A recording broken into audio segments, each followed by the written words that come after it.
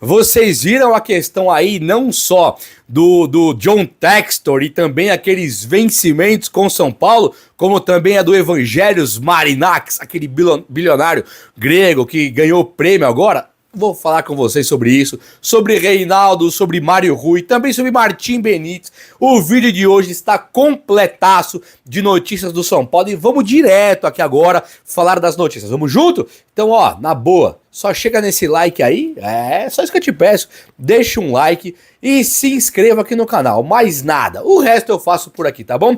Gente, o São Paulo Futebol Clube nessa questão de montar uma máquina, nessa questão do São Paulo ele ser absolutamente diferenciado no ano de 2025, só pra gente recapitular aqui, o São Paulo ele está fechando agora uma SAF da base, com o Evangelos Marinakis, já falo sobre isso, o São Paulo fechou com o meia Oscar, o São Paulo está praticamente com seu novo lateral esquerdo, que vai acontecer agora, e o tricolor paulista ele manteve o seu time base, o seu time que foi campeão com o Dorival, o seu time com os seus melhores que aconteceram com o técnico novo aí, que está no São Paulo hoje, tipo Alan Franco, Lucas Moura, os melhores com o último técnico, estão lá.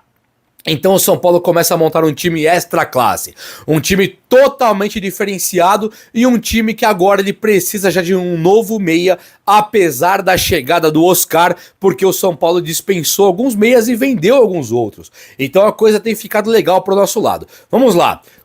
Muito se falou aí no tricolor de Reinaldo, o King Naldo, o lateral esquerdo do São Paulo. E o King Naldo ele está absolutamente distante. Eu passei o dia aqui procurando uma informação para ver se o Reinaldo tinha alguma chance de voltar pro São Paulo. E a coisa está boa pro nosso lado, hein? Dias melhores virão, está melhorando já. Reinaldo, não existe a menor possibilidade hoje de voltar para o São Paulo Futebol Clube, apesar de ficar livre lá do Grêmio. Quem nós queríamos, pelo menos eu gostaria de ter no São Paulo, era o Soteldo do Grêmio, talvez o Cristaldo, né, o Monsalve, o próprio Bright White, são caras assim, muito bons de bola. Agora, pensar no Reinaldo, ele tá totalmente fora. Gostaria do Renato Gaúcho também no São Paulo hoje, claro que sim, o Reinaldo não, mas o Reinaldo assim, é meio carta fora do baralho, né? Até o Caio Paulista, do Palmeiras, ele tá um pouco mais próximo do São Paulo do que o próprio Reinaldo. O Palmeiras está contratando lá o Bernabei, eles estão tentando levar o Bernabei do Inter,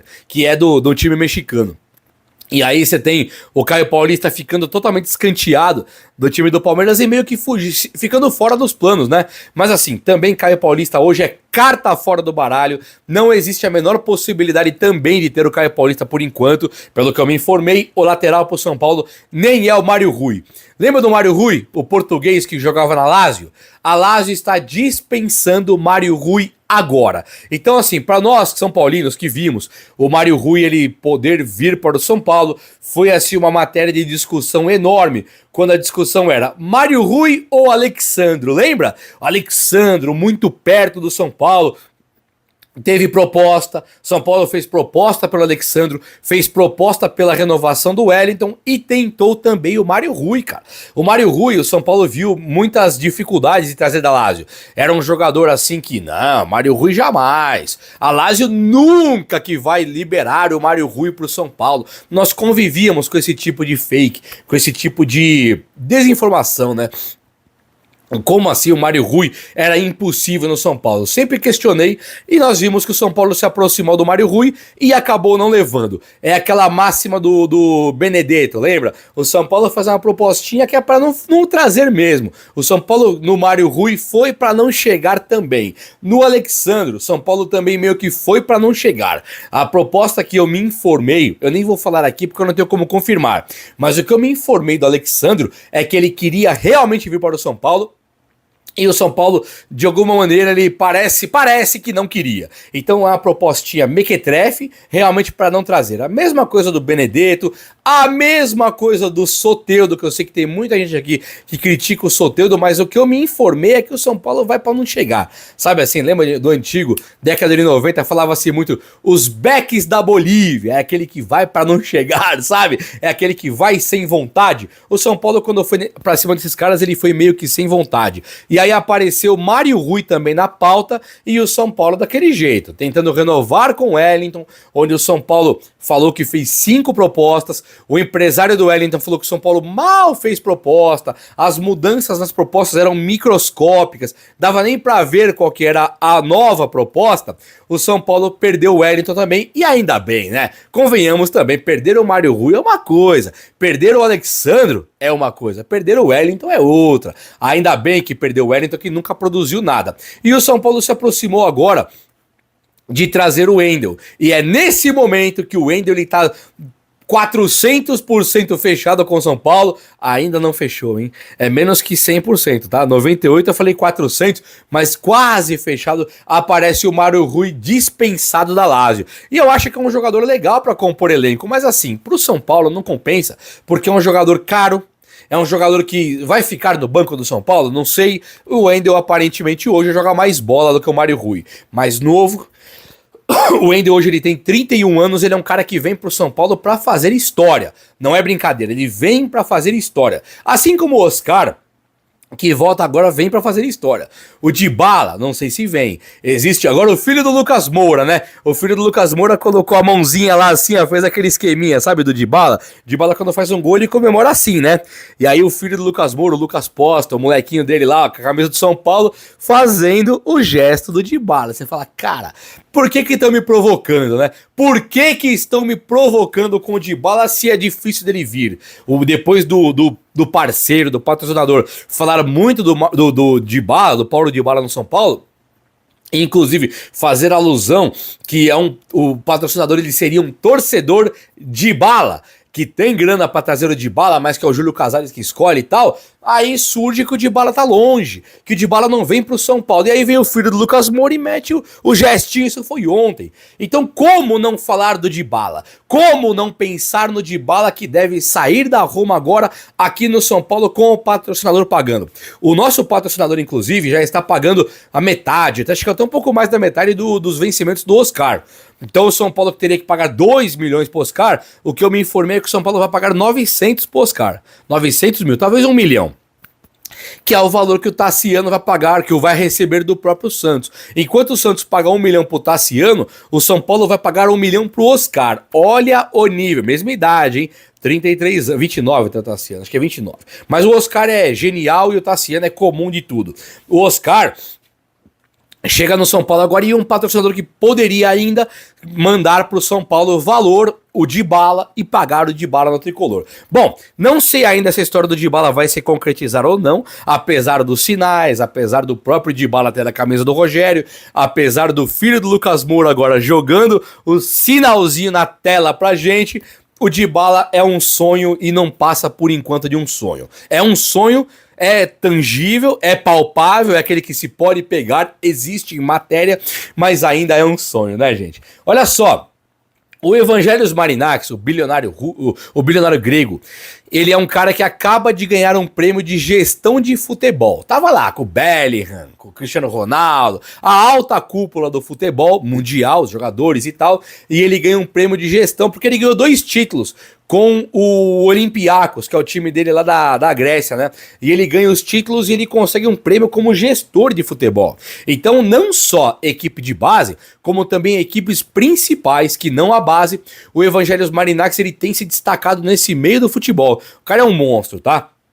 O que nós temos hoje é que o Júlio Casares ele vai apresentar o projeto SAF da base para o Conselho do São Paulo agora em janeiro. Então agora deve ser aprovado e aí o Júlio Casares volta com o Evangelos Marinakis e diz assim, ó: em casa já está tudo bem, aqui no São Paulo já está tudo aprovado, podemos fechar. E aí o cara deve mandar 600 milhões de reais para o São Paulo Futebol Clube, mandando os 600, ele pega 35% da base para ele. Ele vai gerir a base do São Paulo? Não. Ele vai mandar na base do São Paulo? Não. Ele vai assinar o cheque depois de mandar os 600? Não. Ele só vai dar os 600 e acabou. E o que ele ganha com isso? Tudo que o São Paulo render com a base depois, 35% é dele. Por exemplo, São Paulo vendeu aí o Rian Francisco por 100 milhões, por exemplo. 35 milhões é dele, 65 do São Paulo. Para mim, um negócio estratosférico. Para mim, um negócio excelente que o São Paulo faz com o Evangelos Marinakis, o magnata grego aí, bilionário, o cara é monstruoso mesmo.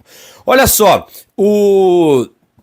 depois de todos os anos aí de Botafogo não pagando o São Paulo, não sei ainda como ficou a questão do Henrique Almeida, mas o São Paulo consegue agora um acordo onde o Botafogo de John Textor tem que pagar o São Paulo. A dívida está em mais ou menos 10 milhões pelo Lucas Perry e também pelo Tietchan, um pouco menos que 10 milhões. E ele vai ter que pagar o São Paulo.